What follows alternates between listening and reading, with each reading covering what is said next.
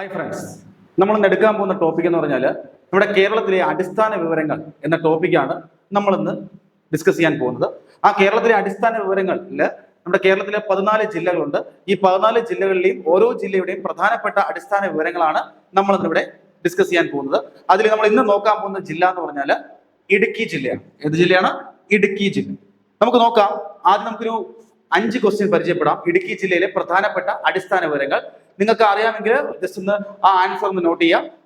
ആദ്യത്തെ ചോദ്യം ഇതാണ്: കേരളത്തിലെ ആദ്യത്തെ വിധവ സൗഹൃദ ജില്ല ഏതാണ്? ചോദ്യം നമ്മുടെ കേരളത്തിലെ ആദ്യത്തെ വിധവ സൗഹൃദ ജില്ല ഏതാണ്? ചോദ്യം കേരളത്തിലെ ആദ്യത്തെ വിധവ സൗഹൃദ ജില്ല. അത് കേൾക്കുമ്പോൾ തന്നെ ഓട്ടോമാറ്റിക്കലി അറിയാം എന്താണ്? ഇടുക്കി. ഓക്കെ, അപ്പൊ കേരളത്തിലെ ആദ്യത്തെ വിധവ സൗഹൃദ ജില്ല ഏതാണ്? ഇടുക്കി ജില്ലയാണ്. അപ്പൊ കേരളത്തിലെ ആദ്യത്തെ വിധവ സൗഹൃദ ജില്ല ഏതാണ്? ഇടുക്കി ജില്ല. അത് ക്ലിയർ ആയി തോന്നുന്നു. ഓക്കെ, രണ്ടാമത്തെ ചോദ്യത്തിലേക്ക് പോവാം. കേരളത്തിലെ ആദ്യത്തെ വിധവ സൗഹൃദ നഗരസഭ ഏതാണ്? കേരളത്തിലെ ആദ്യത്തെ വിധവ സൗഹൃദ നഗരസഭ അറിയെങ്കിൽ നോട്ട് ചെയ്യാം. കേരളത്തിലെ ആദ്യത്തെ വിധവ സൗഹൃദ നഗരസഭ ഇപ്പോ ഏകദേശം ആളുകൾക്ക് മനസ്സിലായി കാണും. കേരളത്തിലെ ആദ്യത്തെ വിധവ സൗഹൃദ നഗരസഭ കട്ടപ്പനയാണ്. ഏതാണ്? കട്ടപ്പന. അപ്പൊ കേരളത്തിലെ ആദ്യത്തെ വിധവ സൗഹൃദ ജില്ല ഇടുക്കി, കേരളത്തിലെ ആദ്യത്തെ വിധവ സൗഹൃദ നഗരസഭ കട്ടപ്പന. ഓക്കെ, അപ്പൊ 2 ചോദ്യങ്ങൾ നിങ്ങൾ പഠിച്ചു കാണും. ഓക്കെ, മൂന്നാമത്തെ ചോദ്യത്തിലേക്ക് പോവാം. കേരളത്തിലെ ആദ്യത്തെ വിധവ സൗഹൃദ പഞ്ചായത്ത്. കേരളത്തിലെ ആദ്യത്തെ വിധവ സൗഹൃദ പഞ്ചായത്ത്. ഈ 2 ചോദ്യങ്ങളിലും വ്യത്യസ്തമായ ചോദ്യമാണിത്. കാരണം ഇത് കൂടുതലും ആളുകൾക്ക് ആൻസർ ചെയ്യാൻ സാധിക്കില്ല. കേരളത്തിലെ ആദ്യത്തെ വിധവ സൗഹൃദ പഞ്ചായത്ത് ജില്ല ഇടുക്കി, നഗരസഭ കട്ടപ്പന. എങ്കിൽ കേരളത്തിലെ ആദ്യ വിധവ സൗഹൃദ പഞ്ചായത്ത് വണ്ണപ്പുറം. ആൻസർ വണ്ണപ്പുറം എന്നാണ്. കേരളത്തിലെ ആദ്യത്തെ വിധവ സൗഹൃദ പഞ്ചായത്ത് ഏതാണ്?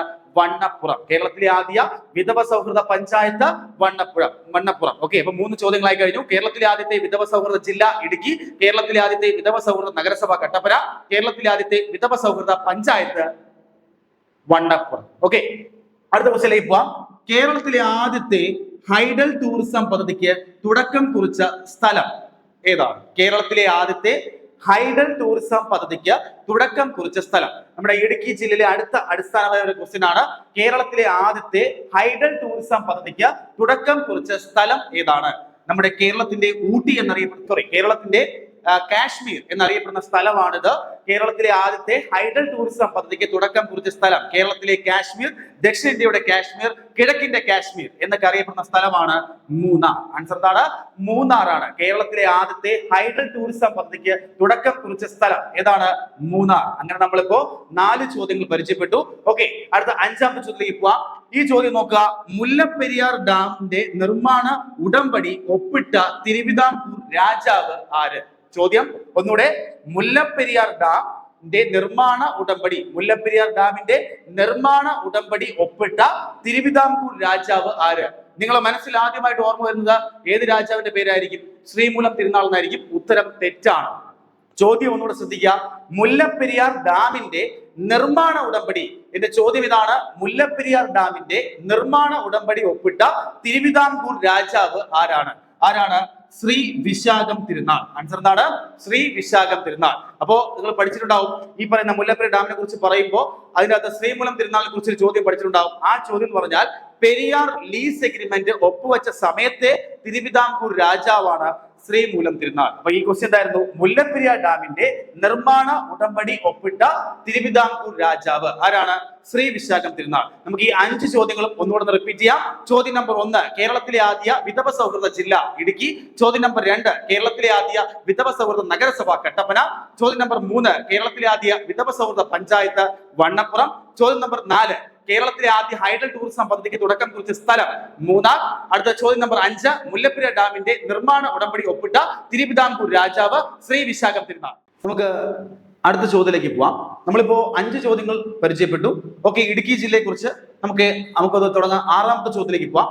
6ാമത്തെ ചോദ്യം ഇതാണ്: കേരളത്തിൽ ഏറ്റവും കൂടുതൽ പോലീസുകാരുള്ള പോലീസ് സ്റ്റേഷൻ ഏതാണ്? ചോദ്യം ഒന്നുകൂടെ.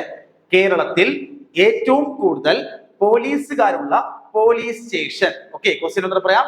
കേരളത്തിൽ ഏറ്റവും കൂടുതൽ പോലീസുകാരുള്ള പോലീസ് സ്റ്റേഷൻ ഏതാണ്? നിങ്ങൾക്ക് ആൻസർ എഴുതാനുള്ള ടൈം സ്റ്റാർട്ട് ആയിട്ടുണ്ട്. ക്വസ്റ്റ്യൻ എന്തായിരുന്നു?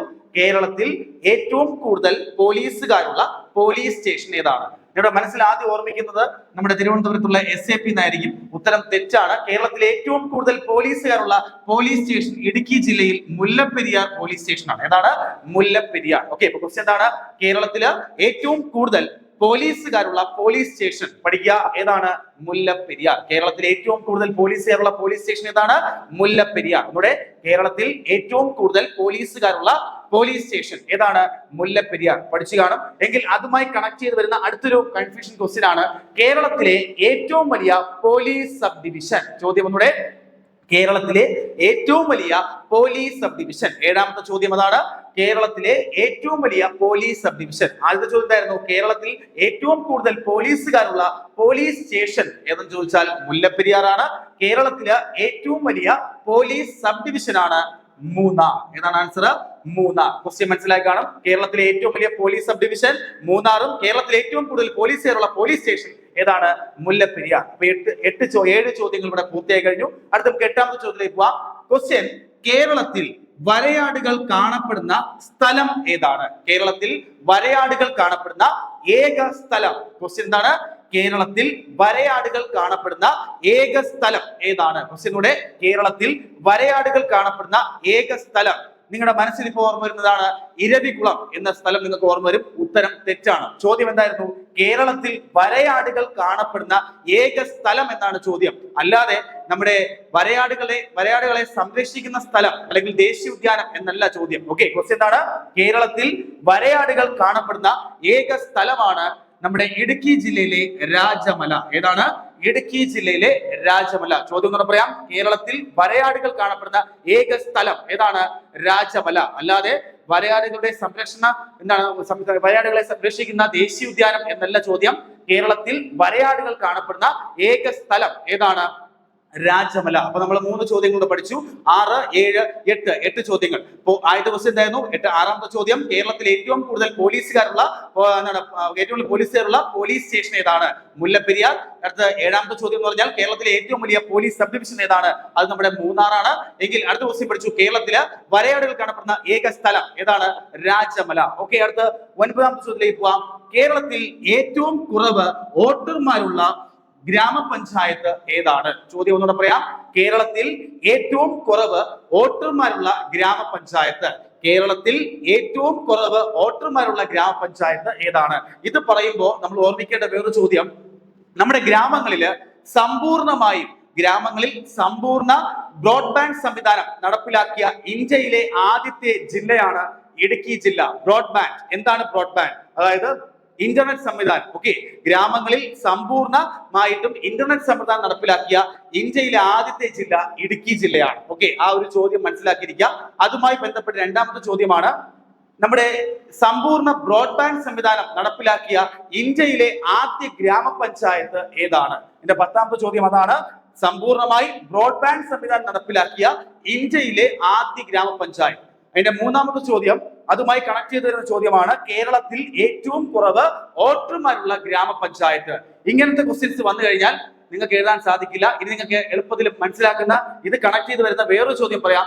കേരളത്തിലെ ആദ്യ ട്രൈബൽ ഗ്രാമപഞ്ചായത്താണ് ഇതിന്റെ ആൻസർ. കേരളത്തിലെ ആദ്യത്തെ ട്രൈബൽ ഗ്രാമപഞ്ചായത്ത്. ആൻസർ ഇപ്പൊ എല്ലാവർക്കും മനസ്സിലായി കാണും, ഇടമലക്കുടി. ആൻസർ എന്താണ്? ഇടമലക്കുടി. കേരളത്തിലെ ആദ്യത്തെ ട്രൈബൽ ഗ്രാമപഞ്ചായത്ത് ഏതാണ്? ഇടമലക്കുടി. അടുത്ത നിങ്ങൾ ഇത് വായിക്കാം. കേരളത്തിൽ ഏറ്റവും കുറവ് വോട്ടർമാരുള്ള ഗ്രാമപഞ്ചായത്ത് ഇടമലക്കുടി. അടുത്ത ക്വസ്റ്റ്യൻ, സമ്പൂർണ്ണ ബ്രോഡ്ബാൻഡ് സംവിധാനം നടപ്പിലാക്കിയ ഇന്ത്യയിലെ ആദ്യ ഗ്രാമപഞ്ചായത്ത് ഇടമലക്കുടി. ഓക്കെ, 3നും ഒരു ആൻസർ. അപ്പൊ ഇത് പഠിക്കുമ്പോൾ നമ്മൾ ഓർമ്മിക്കേണ്ടത്, ഗ്രാമങ്ങളിൽ സമ്പൂർണ്ണ ബ്രോഡ്ബാൻഡ് സംവിധാനം നടപ്പിലാക്കിയ ഇന്ത്യയിലെ ആദ്യത്തെ ജില്ല ഇടുക്കിയാണ്. അതുപോലെ സമ്പൂർണ്ണ ബ്രോഡ്ബാൻഡ് സംവിധാനം നടപ്പിലാക്കിയ ഇന്ത്യയിലെ ആദ്യത്തെ ഗ്രാമപഞ്ചായത്ത് ഇടമലക്കുടിയാണ്. കേരളത്തിൽ ഏറ്റവും കുറച്ച് വോട്ടർമാരുള്ള ഗ്രാമപഞ്ചായത്ത് ഇടമലക്കുടിയാണ്. അതുപോലെ സമ്പൂർണ്ണ ബ്രോഡ്ബാൻഡ് സംവിധാനം നടപ്പിലാക്കിയ ഇന്ത്യയിലെ ആദ്യത്തെ ഗ്രാമപഞ്ചായത്ത് ഏതാണ്? ഇടമലക്കുടിയാണ്. അപ്പൊ നമുക്ക് ഈ 5 ചോദ്യങ്ങൾ ഒന്നുകൂടെ നോക്കാം. 6ാമത്തെ ചോദ്യം നമ്മൾ പഠിച്ചു, കേരളത്തിലെ ഏറ്റവും കൂടുതൽ പോലീസുകാരുള്ള പോലീസ് സ്റ്റേഷൻ മുല്ലപ്പെരിയാർ. മറക്കരുത്. കേരളത്തിലെ ഏറ്റവും വലിയ police sub division Munnar. Okay, next question, കേരളത്തിൽ വരയാടുകൾ കാണപ്പെടുന്ന ഏക സ്ഥലം രാജമല. എങ്കിൽ അടുത്ത ക്വസ്റ്റ്യൻ, കേരളത്തിലെ ഏറ്റവും കുറവ് വോട്ടർമാരുള്ള ഗ്രാമപഞ്ചായത്ത് ഇടമലക്കുടി. എങ്കിൽ ഇന്ത്യയിൽ ആദ്യത്തെ സമ്പൂർണ്ണ ബ്രോഡ്ബാൻഡ് സംവിധാനം നടപ്പിലാക്കിയ ഗ്രാമപഞ്ചായത്ത് ഇടമലക്കുടി. അതുപോലെ തന്നെ നമ്മുടെ ഇന്ത്യയിലെ ബ്രോഡ്ബാൻഡ് സംവിധാനം നടപ്പിലാക്കിയ ആദ്യ ജില്ല ഏതെന്ന് ചോദിച്ചാൽ ഇടുക്കി ജില്ലയാണ്. അപ്പോൾ 10 ചോദ്യങ്ങൾ നിങ്ങൾക്ക് ക്ലിയർ ആയിട്ട് മനസ്സിലായെന്ന് വിശ്വസിക്കുന്നു. നമ്മളിന്ന് ഈ ക്ലാസ്സിൽ ഡിസ്കസ് ചെയ്തത് ഇടുക്കി ജില്ലയുടെ അടിസ്ഥാന വിവരങ്ങളാണ്.